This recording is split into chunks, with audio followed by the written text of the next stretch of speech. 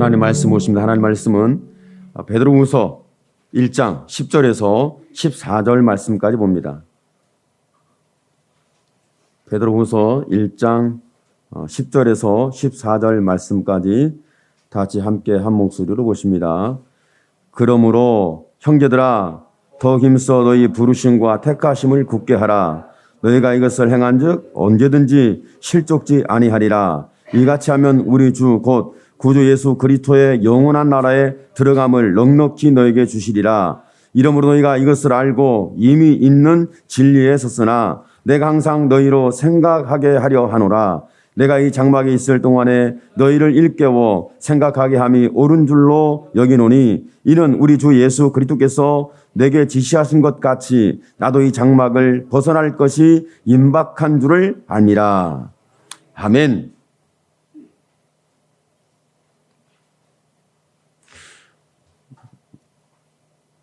여러분 삶을 살면서 어떤 때가 있었냐는 것을 한번 봐야 되냐면 참 내가 속상하더라. 내 삶을 살 때 너무 속상했다. 과거에 속상한 건지 지금 속상한 건지 앞으로 속상할 일이 있을까요? 없을까요? 이런 부분들이죠. 근데 오늘 성경의 말씀을 보다 보면 실족이라는 단어를 읽는데 언제든지 실족하지 아니하리라. 이건 실족이라는 것은 신앙생활을 하다가 넘어진 상황을 말하는 거죠. 그런데 신앙생활하면서 넘어지지 않는 믿음을 가져야 되는데 어디 그게 쉬워요? 이 사람 말 들으면 마음 상하고 이 사람 행동 보면 마음이 상하고 저 사람 말 들으면 속이 상하고 그렇잖아요? 사람의 말을 들으면 가슴 아플 때가 있어요. 왜 저런 소리를 할까? 저런 소리를 하는 자신이 왜 그런 소리를 해야 하는지를 알고 있을까? 그 말이 얼마나 사람에게 비수가 되고 아픔이 되고 상처가 되고 고통이 될 줄 알고 저렇게 말을 하는 걸까? 생각해 보면 그렇게 말하는 사람은 의미가 없어요. 그냥 자기 감정이 안 좋으니까 폭발하니까 말을 한번 강력하게 감정 표현을 했을 뿐이에요. 근데 그걸 들었던 상대방은 깊숙한 상처가 돼서 이게 잘 안 뽑아져요. 말을 할 때에 내가 조심스럽게 해야 된다고 하지만 그 조심스러움조차도 다른 사람에게 아픔을 줄 수가 있더라는 거예요. 제가 신앙생활이라고 이렇게 신앙생활하세요, 저렇게 신앙생활하세요, 이것이 맞습니다, 저것이 맞습니다, 무엇이 틀리고 그렇게 하면 되고 안 되고 이런 흑백 논리로 얘기를 하다 보면 참 어려움이 많아요.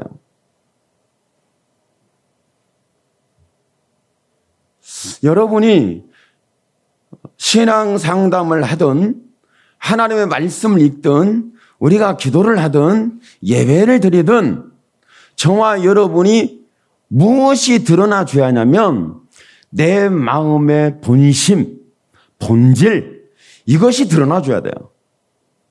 이것을 이렇게 말합니다. 여러분의 숨은 마음을 오늘 빨리 드러내세요. 감춰진 마음을 빨리 드러내세요. 여러분의 마음의 민낯을 그대로 드러내시길 바랍니다. 누구 앞에? 하나님 앞에. 사람 앞에 드러내면 언제 공격받을지 몰라요. 그러니까 사람 앞에 드러내기가 무서운 거예요. 근데 하나님 앞에 드러내기가 무섭습니까? 두렵습니까? 두렵다는 것은 내가 지금 뭔가 자각을 하고 있다는 거예요. 이건 아닌 것 같은데. 어떤 분이 그랬대요. 어느 목사님이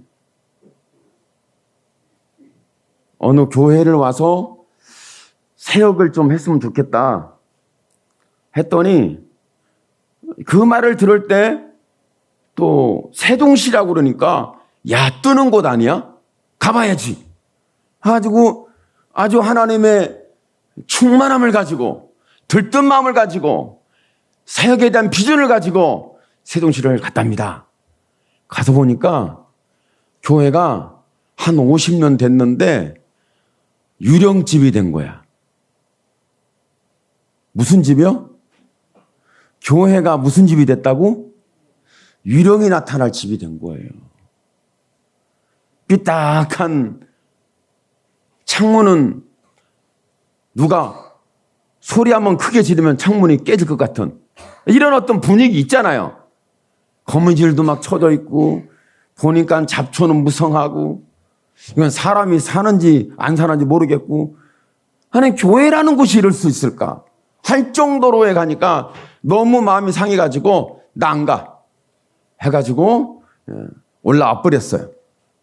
그래가지고 그런 것이 너무 마음이 상하니까 어떤 상황이 됐냐면 내가 이제 개척을 해야 되겠다 하고 개척을 하려고 자기 있는 쌈짓돈을 다 탈탈 털어가지고 임대를 하려고 계약을 딱 했는데 웬걸 이것이 문제가 됐어요. 사기를 맞은 거예요. 아니 교회를 개척하려고 했는데 이런 사기꾼이 그런 돈을 빼먹어. 야 진짜 지옥 가도 그 사람들 아래 못 갈 거예요. 그렇지 않겠어요? 아니 우리 생각에 그 사람들은 그런 마음이 없지만 우리 생각에 그렇죠? 근데 이제 그랬는데 또 이제 누가 연락이 와서 어디 뭐 이렇게 사역지가 있는데 가보려냐고 했더니 그래서 가보고 싶다고 어디냐고 했더니 세종시라고 또 세종시래. 그랬더니 내려갔대 가보니까 그곳이야. 자기가 가서 실망하고 올라온 곳인데 그곳에 갔어요. 너무 실망해가지고 그래가지고 이제 올라와서 어떻게 할까 고민하는데 그래 놓고 자기가 운전을 하고 차를 운전해 가는데 갑자기 사고가 났어요. 사고가 나가지고 1년을 병원 신세를 졌어요. 병원에 나와서 좀 있다가 이제 또 사역지를 찾는데 어떻게 알게 연결돼 가지고 사역지에 대해 연결을 하는데 또 세종시래. 가보니까 또 그곳이야. 참 이건 무슨 운명의 장난이란 말인가? 하나님의 섭리란 말인가? 운명의 장난이란 말인가? 여러분 어떻게 생각해요? 운명의 장난입니까? 하나님의 섭리입니까? 여러분 가십시오. 여러분이 가라면 가겠어요? 저도 안 가요. 왜? 아니 헛스름하고 유령이 나타날 것 같은 교회를 왜 갑니까? 저 안 가요. 난 죽어도 안 갈 것 같아. 그 말을 듣는 순간에 그러니까 그런 계속해서 한 장소를 지명하게 되고 어느 한 사람에 의해서 아는 사람에 의해서 지속된 게 아니라 이 사람 저 사람 계속 말을 했는데 똑같은 장소를 지목하니까 이제 그 사역 장소를 가서 떠날 수가 없다는 거예요. 왜 떠날 수가 없냐면 그곳을 떠나면 이제 죽을 것 같대. 돈도 털렸지. 교통사고도 났지. 이제 순종 안 하면 뭐 한다? 모르세요? 따라하기. 이제 순종 안 하면 죽는다. 아멘. 야, 충격적인 얘기예요. 실상 저와 여러분이 이런 신앙생활 가운데 간다는 게 쉬운 일이 아닙니다. 그리고 오늘 말씀 속에 보면은 여러분 성경 신앙생활 하다 보면 그런 과정이 있는데 얼마나 마음에 낙심이 있고 절망이 있고 상처가 있겠어요. 신앙생활 하면서 죽을 고비도 넘기고 신앙생활 하면서 사기도 맞고 신앙생활 하면서 회의도 느끼고 신앙생활 하면서 내가 무슨 원한 것이 이런 것입니까? 원망과 불평이 나오는 이런 상황 속에 내가 노출될 수 있다는 거죠. 이런 상황에 노출이 되면 사람들은 어떤 신앙적 공통적인 상황이 일어나면 실족이라는 단어가 나옵니다. 실족이라는 단어. 그러니까 실족한다. 여러분 영혼이 실족한다. 믿음이 실족한다는 것이 얼마나 가슴 아픈지 몰라요. 성경의 말씀을 읽다가 여러분은 실족하는 단어를 읽을 때 여러분 그냥 스쳐 지나가는 단어입니까? 아니면 실족이라는 단어에 굉장히 의미가 부여됩니까? 제가 실족이라는 설교를 하기 전에 이 말씀을 가지고 제가 묵상하고 기도하고 또 기도하고 하는데 오늘 새벽에는 이 말씀을 읽는데 실족이라는 단어를 생각할 때 가슴이 너무 아파요. 실족이라는 단어가 이렇게 가슴이 아프구나. 그러니까 실족이라는 단어가 가슴 아픈 단어예요. 그게 편히 읽고 지나가고 스쳐서 성경이라 기록됐구나, 말씀이구나. 그렇지. 읽고 슬쩍 뛰어넘는 그런 단어가 아니라 이 실족이라는 단어에 내 마음과 내 중심이 몰입이 돼서 마음이 상해서 어찌할 도리가 없는, 오늘 여러분이 혹시 여러분의 마음이 실족할 수 있습니다. 여러분 실족한 사람을 볼 수 있습니다. 오늘날 코로나19를 통하여 얼마나 많은 사람들이 믿음의 신앙에서 실족하고 있는지 모릅니다. 상상할 수 없는 수많은 영혼들이 실족의 가능성을 내부하고 있어요. 이 실족하는 사람에 대한 상황을 보고 알고 있고 그의 고백을 듣고 그의 말하는 불평과 원망을 들으면 우리의 마음이 상하지 않더냐는 거예요. 성경에 보다 보면 실족에서 가장 비극적 인물 중에 하나가 가룟 유다예요. 여러분, 가룟 유다를 여러분이 한번 질문을 한번 하고 싶어요. 여러분이 가룟 유다라는 예수를 팔아먹은 제자 중에 아주 비극적인 제자라는 가룟 유다의 이름을 들었을 때 여러분 마음은 어떻습니까? 마음이 나쁜 놈, 죽일 놈, 저주받은 놈, 지옥 갈 놈, 이렇게 생각합니까? 어떻게 생각해요? 우리는 공통적으로 가룟 유다 그러면 사람들이 안 좋아해요. 어떻게 했으면 성지순례 가는데 저는 안 가봤는데,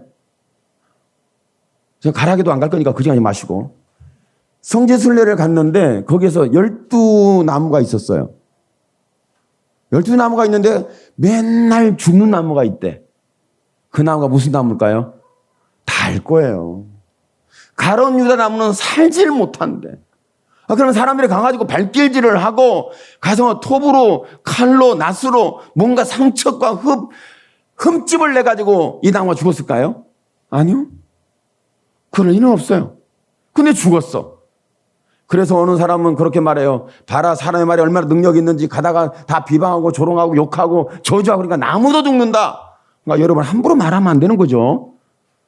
여러분의 마음이 상해도 다른 사람을 그렇게 함부로 이렇게 말하지 않는 것이 좋을 것 같아요. 왜? 자칫 잘못하면 죽습니다. 나무도 죽는데 큰일 나죠. 그런데 가룟 유다 나무는 맨날 죽는데요. 그러니까 가룟 유다 나무에 대하여 좋은 소리, 칭찬하는 소리, 축복하는 소리, 그리고 가룟 유다에 대하여 친근감 있게 말하는 사람이 거의 없다는 얘기죠. 가룟 유다라는 단어, 가룟 유다라는 이름, 가룟 유다라는 제자의 이름을 들으면 사람들의 마음이 붕괴하고 적개심이 일어나고 원망이 일어나고 불평이 일어나고 저주가 일어나고 심판에 대하여 계속 퍼붓는 독설이 일어날 거라는 거죠. 그런데 정말 하나님의 마음은 어땠을까? 예수님의 마음은 어땠을까? 예수님의 마음을 보니까 이런 마음이셨어요. 예수님 뭐라고 말씀하냐면 네가 차라리 나지 않았으면 좋았을걸. 네가 차라리 가룟 유다가 태어나지 않았으면 좋았을걸. 이 예수님의 표현 속에는 예수님의 마음이 들어있는데 어떤 마음이시냐면 가룟 유다를 향하여 가슴이 찢어지는 아픔과 고통이 고스란히 그 단어적, 언어적 표현 속에 있었다는 얘기죠. 오늘 저 여러분이 신앙생활 하다가 성경에 나쁜 인물이 나옵니다. 나쁜 인물이 나와요. 예수님을 팔고 배도를 하고 배신을 하고 예수님을 떠나고 하나님 앞에 불순종을 하고 불법을 행하는 그런 사람의 이름이 나오면 저와 여러분은 저도 마찬가지예요. 나쁜 놈이네. 이런 놈이 어떻게 여기 성경에 이름이 기록됐을까? 성경 읽을 때마다 저도 나쁜 놈이라고 하는데 성경 읽을 때마다 모든 사람이 나쁜 놈이라고 말하게 되면 그 사람은 진짜 살아있어도 고통스럽겠다. 지옥에서 불이 계속 우리의 말내에서 계속 더 뜨거워지겠다. 이렇게 좀 오해하지 않을까? 그런데 저와 여러분의 마음이 좀 바뀌었으면 좋겠어요. 어떤 마음이냐면 어느 한 사람이 이렇게 실족하는 것을 듣거나 보거나 알면 정말 가슴이 미어지는 이런 은혜가 오늘 저와 여러분에게 회복되기를 축복합니다. 내 마음이 아프다. 이 내 마음이 아픈 것은 하나님의 마음이 내게 이입이 됐기 때문에 그런 거예요. 하나님의 마음이. 저 상처받은 영혼, 저 실족하는 영혼, 저 넘어진 영혼, 저 죄 지은 영혼, 내가 봐도 저는 뭔가 잘못된 사람이고, 어떻게 저런 수가, 이런 충격적 가슴 아픈 일이 있잖아요. 그러면 저와 여러분은 원망과 불평 속에서 마음이 아픈 것도 있겠지만 그 사람의 영혼에 대하여 아파할 줄 아는 하나님의 마음이 오늘 여러분의 자리 잡게 되기를 축복합니다. 어찌 보면 그런 부분이 있어요. 가룟 유다가 아주 나쁜 사람이기 때문에 인성이 나쁘고 윤리심도 없고 도덕도 그렇고 가치관도 그렇고 뭐 철학도 없고 믿음도 없고 인격도 없고 아주 못된 사람. 왜 하나님이 그 사람을 선택했을까? 예수님 왜 가룟 유다를 택했을까? 여러분, 가룟 유다가 멍청했을까요? 똑똑했을까요? 여러분은 가룟 유다 생각해 가룟 유다가 정말 좀 지혜로운 사람이다. 어리석은 사람이다. 여러분 어떻게 생각하세요? 우리가 생각하는 가룟 유다는 그렇게 어리석고 미련하고 아둔한 그런 몰상식한 사람이 아니에요. 가룟 유다는 굉장히 지혜로운 사람이에요. 근데 왜 예수를 팔았대요? 그러니까. 왜 그런지는 모르겠어. 그 지혜로운 사람이 왜 예수를 파냐고. 그 윤리적인 사람이 왜 예수를 파냐고. 왜 그 믿음의 사람이 그 사람이 예수를 파냐고. 예수님의 제자가 왜 예수를 파냐고. 그건 이해가 안 되는 영역이죠. 여러분이 혹시 예수님을 파는 이유에 대해서 여러분이 안다면 여러분이 오늘 간증해도 괜찮습니다. 나 그 사람 예수를 파는 거, 그래, 나도 예수를 팔아보니까 이렇게 팔겠더라. 여러분 예수를 팔아본 사람만이 알 수 있는 영역일 수 있겠죠. 그런데 예수는 저와 여러분처럼 현실에 부딪히고 문제에 부딪히고 위기에 부딪혀가지고 예수를 판 사람이 아니에요. 예수님이 십자가의 위기 속에 있을 때에 그런 사건 때문에 예수님을 팔아버린 그런 사람이 아니에요. 자기의 안전을 위해서, 자기의 욕심을 위해서, 자기의 경제적인 효과를 위해서 예수를 판 그런 인물이 아니에요. 우리가 알고 있는 것하고는 좀 달라요. 가룟 유다는 굉장히 똑똑한 사람이에요. 어느 정도 앞선 사람이면 예수님을 지켜줄 수 있는 방법이 뭘까? 이걸 고민한 사람. 여러분이 예수님을 지켜줄 만한 고민을 해본 적 있으세요? 내가 예수님을 지켜줘야 되겠다. 여러분이 고민해 보셨어요? 예수님은 지켜주는 것은 좀 못할 것 같으니까 그러면 이렇게 좀 말을 바꿔서 좀 우리 신앙적으로 내가 그래도 저 집사님은 지켜줘야지. 내가 저 장로님은 지켜줘야지. 내가 저 권사님은 지켜줘야지. 내가 저 목사님은 지켜줘야지. 내가 저 사람은 지켜줘야지. 이런 마음을 가질 수 있잖아요. 그런 마음을 한 번도 가져본 적이 없어요? 여러분 어떤 사람을 지켜주려는 그런 마음을 가져본 적 있으세요? 그래도 내가 지켜주지 않으면 누가 지켜줄까? 나를 지켜줄 그런 사람이 있으면 좋겠어요. 내가 누구를 지켜요? 나도 못 지키는데. 뭐 이런 약간 원망스러운 마음이 있을 수는 있는데 하여간에 가룟 유다는 예수님을 지켜주려는 다른 제자들보다 좀 앞선 생각을 갖고 있던 사람이에요. 가룟 유다는 예수님을 지켜주려고 그랬어. 예수님이 십자가 죽는다 하니까, 예수님이 팔린다 하니까, 예수님이 신문을 받고 재판을 받고 그리고 십자가를 죽으신다 하니까 어떻게 해서든 예수님을 지켜주려는 그런 생각과 그런 마음과 그런 지혜가 굉장히 앞섰고 뛰어난 사람이 누구냐면 바로 가룟 유다였습니다. 모르셨죠? 그렇게 지혜로운 사람이라는 거. 그래서 제사장 사내들은 공회 제사장들에게 가서 뭐라고 했냐면 예수님을 죽이지만 마라.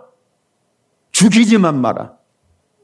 내가 예수를 넘길 테니까 죽이지만 마라. 이게 전제 조건이었어요. 왜? 안 죽으면 되니까. 그죠? 내가 예수님을 지키는 방법이 뭐냐면 내가 당신들에게 예수가 누군지를 알고 예수를 내가 넘겨주고 예수를 내가 지목에서 알려줄 테니까 죽이지만 마라. 그랬더니 그는 내가 보니까 메시아가 아니다. 죽이지 마라. 이렇게 가룟유다가 사내들인 공회에 가서 제사장들하고 서로 대화를 했어요. 했더니 제사장들이 그래 네 말이 맞다. 네 말대로 할 테니까 우리한테 알려줘라.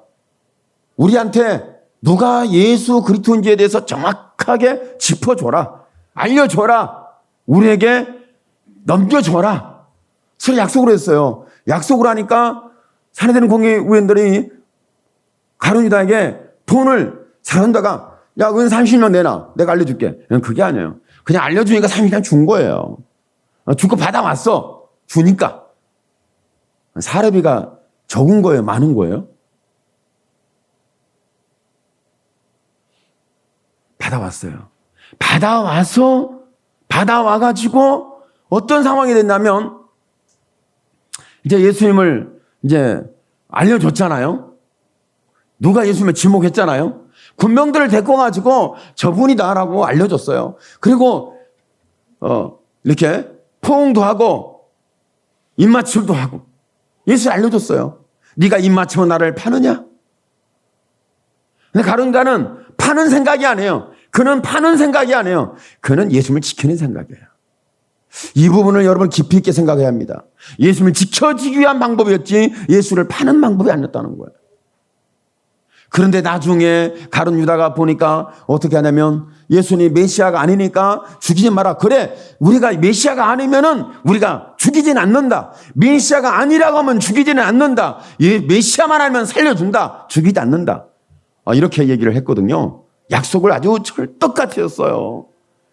여러분 알다시피 율법으로 그렇게 강하고 그런 유대인들이 그런 율법의 신앙을 가진 사람들이 여러분 거짓말을 안 할 것 같은데 거짓말을 합니다. 여러분 제가 여러분에게 묻습니다. 여러분은 거짓말을 합니까 안 합니까? 여러분 거짓말 해야 안 해요? 여러분이 자주 쓰는 상습적 죄가 거짓말 아니에요? 아니시군요. 제가 우리 교회 지체들은 안 그런다는 거에 대해서 제가 좀 오해를 했나 봐요. 그랬다는 거예요. 그런데 이제 신문하는 과정 속에서 예수님을 죽이는 죄의 목이 뭐냐면 메시아여서 죽인 게 아니에요. 메시아가 아니라 따라서요. 메시트. 유혹하는 자. 그래서 죽인 거예요. 유혹하는 자예요. 메시아는 아니야. 유혹하는 자예요. 그러니까 예수님이 죽고 나서 십자가에 죽으시니까 가룟유다가 너무 화가 난 거예요. 약속이 틀리지 않냐? 나하고 약속한 게 틀리지 않냐? 죽이지 않겠다고 했지 않느냐? 그 말을 따지니까 그렇지. 메시아는 아니더라고. 그래서 우리는 메시아 아니니까 죽이려고는 안 했지. 근데 유혹하는 자더라고. 유혹자를 가만두면 되겠니? 그래서 예수님을 죽인 거예요. 그러나 그 소리를 듣고 너무 충격을 받은 가룟유다는 돈을 집어 던져놓고 돈을 주니까 안 받으니까 집어 던져버렸어요. 그리고 나와버렸어요. 그리고 그는 스스로 자기의 생명을 스스로 자해하는 결과를 일으켰습니다. 그러니까 저와 여러분 가룟유다를 아는 것은 조금 우리가 아는 거하고 성경에서 가룟유다의 의도는 좀 달라요. 그러니까 실족이라는 것이 내가 믿음이 좋고 내가 지식이 있고 내가 교리를 가지고 있고 내가 의로움이 있고 내가 선함이 있고 내가 착함이 있으면 나는 그렇게 실족하지 않아. 그런데 저와 여러분 지금 우리 그리스도인들은 성경 공부를 어마어마하게 하고 설교를 엄청 많이 들었어요. 요즘 유튜브만 클릭을 하면 설교가 그냥 홍수처럼 쏟아 나와요. 그런데도 실족해요. 그런데도 넘어져요. 그 수많은 말씀에 대한 교육과 들림이 있는데 왜 우리는 실족할까? 했을 때 여러분, 오늘날 그리스도인들은 그렇게 무식하지 않습니다. 오늘날 그리스도인들은 굉장히 똑똑합니다. 엄청 똑똑해요. 성경 공부를 얼마나 하고 설교를 얼마나 많이 들었는지 성경 몇 장 몇 절 어디 얘기하면 탁탁탁 머리에 돌아가요. 이 정도로 대단히 여러분 똑똑합니다. 그런데 실족해요. 왜 실족하냐면 내 생각과 맞지 않다는 거예요. 내가 주장하는 거가 맞지 않다는 거예요. 내 현실은 나는 이렇게 신앙생활을 했고 이렇게 기도했고 이렇게 믿었고 성경을 읽었고 예배를 드렸고 기도를 했고 나는 이렇게 봉사하고 헌신하고 이렇게 함에도 불구하고 어찌하여 내 인생은 이렇게 되었을까? 그래서 너무 똑똑한 나머지 하나님의 말씀이 이해가 안 되는 거예요. 인간의 지혜와 지식이 너무 충만한 나머지 하나님에 대하여 믿을 수가 없는 거예요. 내가 이 정도 예배했으면, 내가 이 정도 봉사했으면, 내가 이 정도 기도했으면, 내가 이 정도 믿었으면, 내가 이 정도 알고 있으면 나는 뭔가 돼야잖아. 그런데 되는 게 없어. 제가 어느 목사님 만났는데 대화를 하다 보니까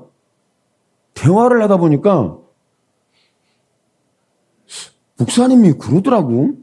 아니, 저는 생소한 일이야. 처음 듣는 얘기야. 어떻게 하면 이렇게 안수를 한대요. 안수를 할 때 안수를 받으면 여러분 뭔가 찌릿찌릿하는 거 경험이 되나요? 저는 모르겠어요. 제가 저를 아무리 기도를 해도 저는 찌릿찌릿은 없었거든. 제가 저를 안수해. 찌릿찌릿은 없었어. 근데 제가 기도할 때 뭔가 전기 쇼크처럼 찌릿찌릿 온다는 그런 반응, 뜨겁게 불이 들어온다는 반응, 뭔가 시원하게 뭐가 일어난다는 반응, 여러 가지 반응이 많이 있었어요. 많이 있어요. 있었는데 이걸 인위적으로 이렇게 뭔가 찌릿하게 만든다는데 전기 쇼크를 어떻게 줘가지고 그 말 듣고 그렇게도 하나요? 왜 그렇게 할까요? 그러니까 너무 똑똑한 거예요. 그렇게 어떻게 사람들이 뭔가 현상적인 것을 체험하게 되면 사람들이 어떻게 자기에 대하여 말을 따르고 순종하고 어떻게 자기 편이 될 것이다. 이런 게 뭐가 있나 봐요.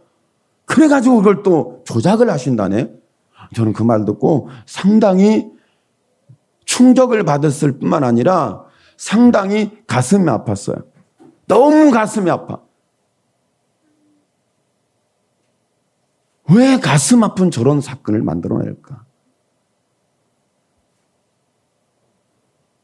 그런 상황이 되는데, 그러니까 저와 여러분, 우리는 지금 실족하는데, 여러분 미련하고 아둔하고 어리석어서 실족하는 게 아니에요.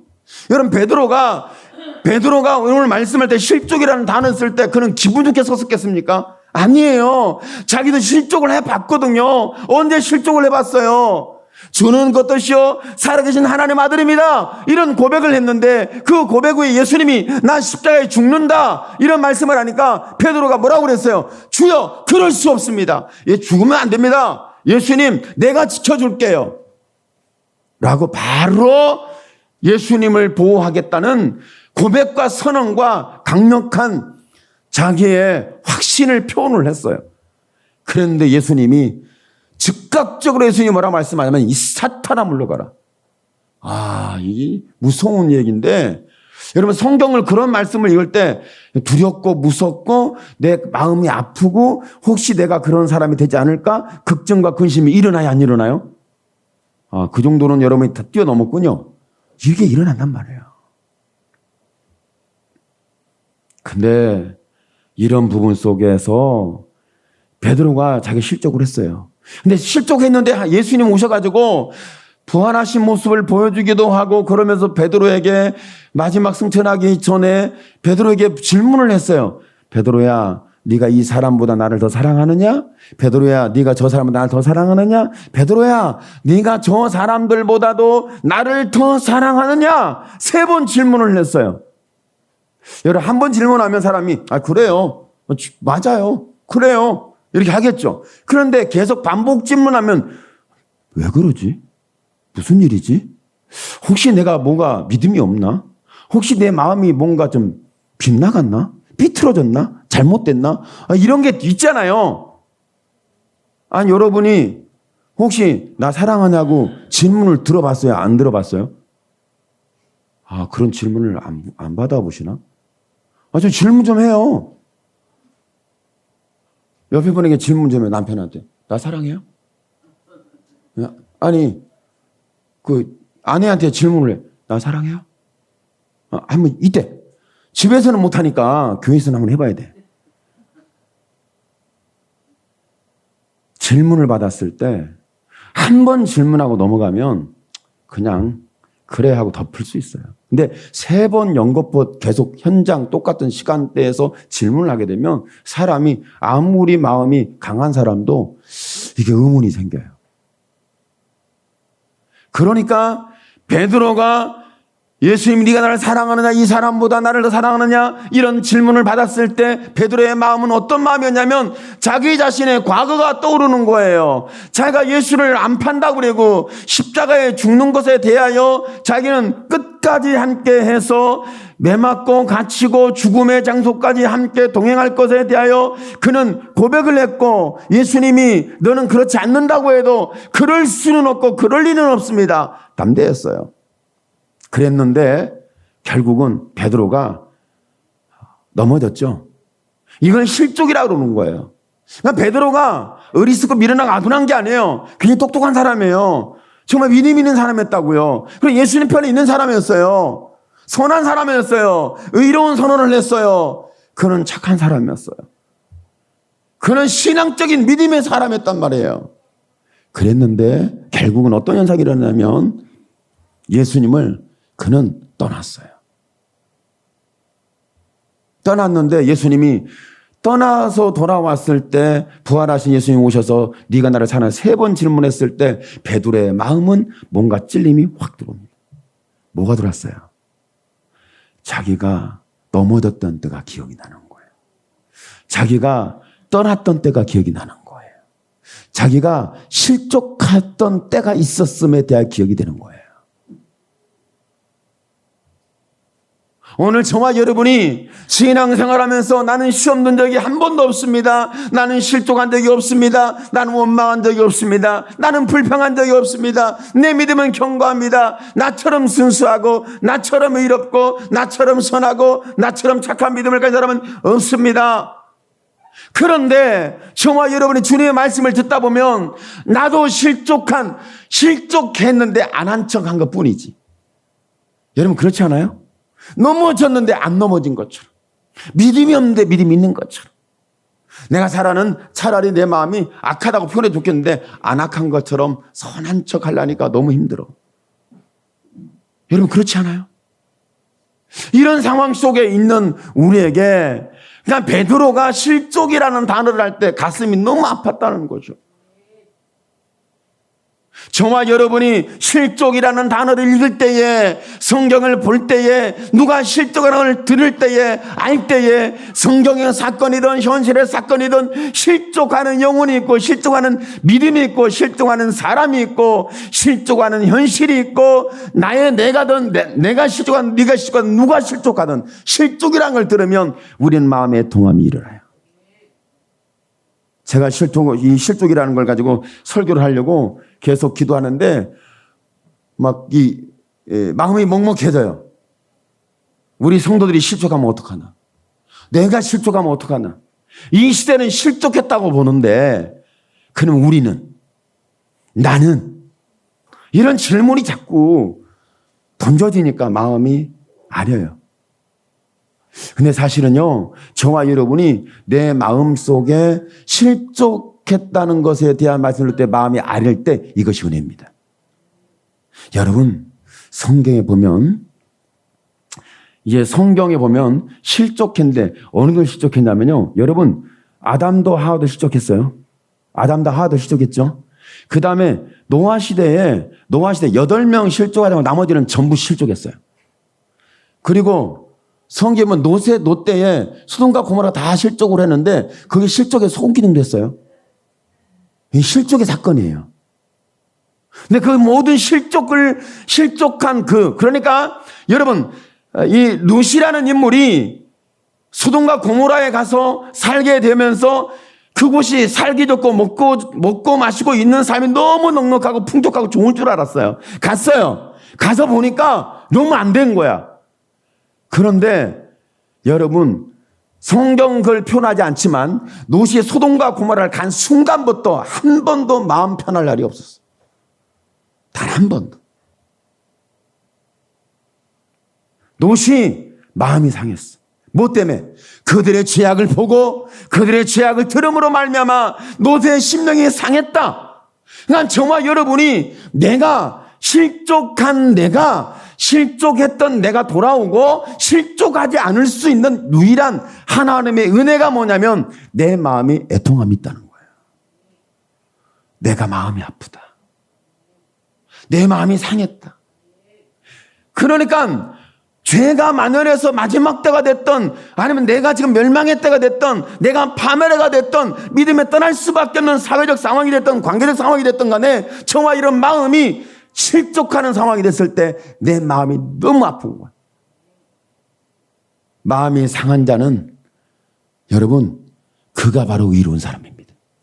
죄를 보고도, 파멸을 보고도, 그걸 듣고 알매도 불구하고 내 가슴이 아프지 않는다면 이건 뭔가 우리 하나님의 마음이 내 마음에 있는지 한번 연결시켜 봐야 할 상황인 거죠. 여러분, 말씀의 결론 속에도 그렇습니다. 오늘 저처럼 예수 믿게 되기를 축복합니다.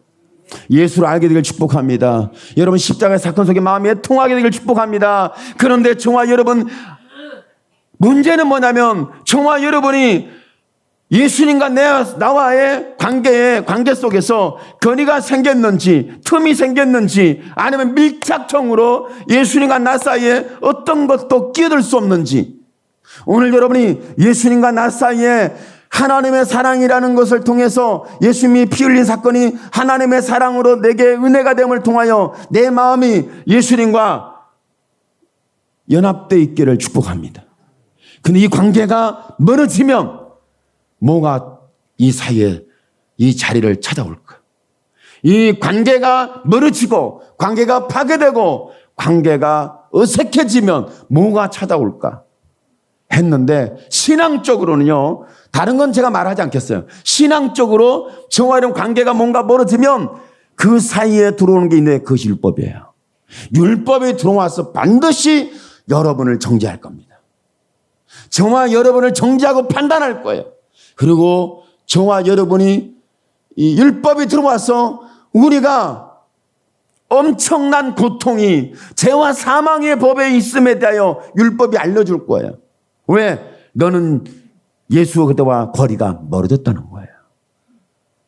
그런데 예수님이 십자가 피 흘린 사건을 통해서 예수님과 내가, 죄인된 내가 예수님과 연합이 되고 하나가 되고 밀접하고 친밀함이 되면, 이 관계가 분명해지면 여러분, 이 사이에는 율법도 못 들어옵니다. 윤리 도덕도 못 들어옵니다. 옳고 그름을 나눌 수가 없습니다. 성경이 이렇게 말합니다. 뭐라고 말씀하고 있습니까? 믿음의 성령의 법이 죄와 사망의 법에서 너를 해방하였으므로 너를 다시는 정죄할 법이 없느니라. 이렇게 말씀해요. 오늘 여러분이 예수님과 거리가 생겼는지, 내가 실족했는지, 내가 지금 어떤 정죄를 입고 있는지, 내 마음에 애통함이 없다면, 내 마음에 죄를 보고 무법과 불법과 이런 걸 들으면서 내 마음에 상함이 없다면 저와 여러분, 예수님과 나 사이는 이미 거리가 생긴 거예요. 오늘 저와 여러분이 이렇게 세상의 불법과 무법을 듣고 보고 알물 통해서 내가 그들을 저주하고 그들을 판단하고 그들을 원망하고 그들에 대하여 일어난 사건이 아니라 내 마음이 상했는데, 왜 마음이 상했는지, 주여 저들의 죄를 저들에게 돌리지 마시옵소서. 이런 간절한 스데반 집사의 외침이 오늘 하나님의 심령이요 믿음의 심령으로 여러분의 심령 속에 자리 잡게 되기를 예수님의 이름으로 축원합니다. 아멘. 기도합니다. 주여 살아계신 하나님 영광을 주께 받아 주옵소서. 하나님의 살아계심을 감사합니다.